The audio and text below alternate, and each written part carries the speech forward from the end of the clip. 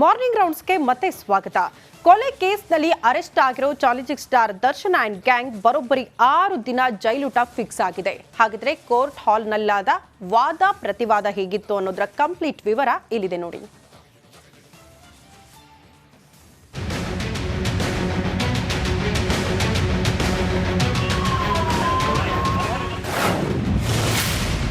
ನಟ Darshan and gang 6 ದಿನ police custody.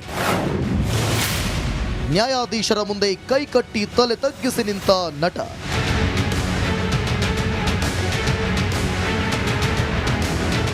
Renukaswamy ಕೊಲೆ ಕೇಸ್ನಲ್ಲಿ ನಟ ದರ್ಶನ್ ಹಾಗೂ ಪವಿತ್ರ ಗೌಡ ಸೇರಿ 13 ಜನ ಆರೋಪಿಗಳನ್ನು ನಿನ್ನೆ 24ನೇ ಎಸಿಎಂಎಂನ ಆರ್ಥಿಕ ಅಪರಾಧಿ ಕೋರ್ಟ್ಗೆ ಹಾಜರುಪಡಿಸಲಾಗಿತ್ತು. ವಾದ ವಿವಾದ ಆಲಿಸಿ ಆರೋಪಿಗಳಿಗೆ ಜಡ್ಜ್ ವಿಶ್ವನಾಥ್ ಸಿ ಗೌಡರ್ 6 ದಿನ ಪೊಲೀಸ್ ಕಸ್ಟಡಿಗೆ ನೀಡಿದರು.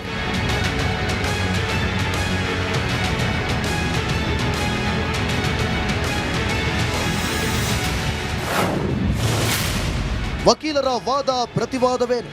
ನ್ಯಾಯಾಧೀಶರು ಪವಿತ್ರ ಗೌಡ ಹಾಗೆ ಜಡ್ಜ್ಗೆ ಪ್ರಶ್ನೆಗಳ ಮೇಲೆ ಪ್ರಶ್ನೆಯನ್ನ ಮಾಡುತ್ತಾ ಹೋದರು. ಮೊದಲಿಗೆ ಪವಿತ್ರ ಗೌಡಗೆ ಪ್ರಶ್ನೆ ಕೇಳಿದಂತಹ ಜಡ್ಜ್ ಎಷ್ಟು ಗಂಟೆಗೆ ಎಲ್ಲಿ ಬಂಧಿಸಿದ್ರು ಅಂತ ಕೇಳಿದರು. ಆಗ ಪವಿತ್ರ ಗೌಡ 3 ಗಂಟೆಗೆ ಬಂಧಿಸಿದ್ರು ಅನ್ನುವಂಥ ಉತ್ತರವನ್ನು ಕೊಟ್ಟಿದ್ದಾರೆ.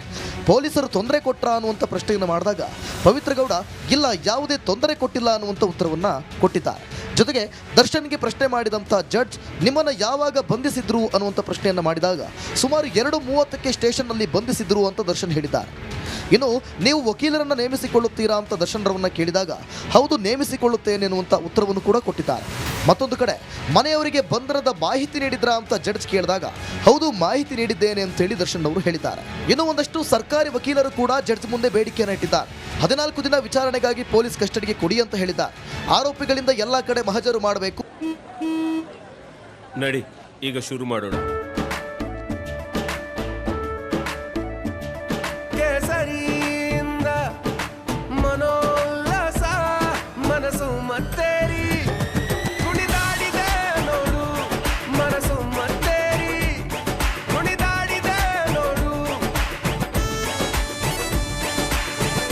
ಕ್ಷಣ ಕ್ಷಣವೂ ಆಚರಿಸಿ ಕೇಸರಿ ಹಬ್ಬ. ವಿಮಲ್ ಬಾಯಲ್ಲಿ ಹೇಳಿ ಕೇಸರಿ. 14 ದಿನ ನಮಗೆ ಅವರು ಬೇಕು ಅನ್ನುವಂಥ ನಿಟ್ಟಿನಲ್ಲಿ ಪೊಲೀಸ್ ಕಸ್ಟಡಿಗೆ ಕೇಳಿದ್ದಾರೆ.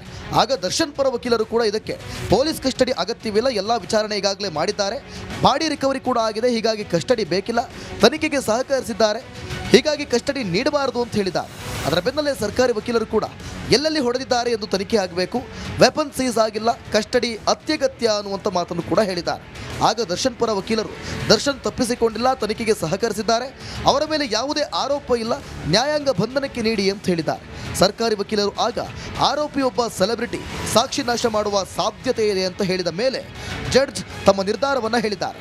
ಆರೋಪಗಳು 302, 201 IPC ಅಡಿ ದಂಡನಾತ್ಮಕವಾಗಿದೆ, 6 ದಿನ ಕಸ್ಟಡಿಗೆ ತೆಗೆದುಕೊಳ್ಳಿ ಅಂತ ಹೇಳಿದ್ದಾರೆ. ಜಡ್ಜ್ ಮುಂದೆ ಕಣ್ಣೀರಿಟ್ಟ ದರ್ಶನ್, ಪವಿತ್ರ ಗೌಡ.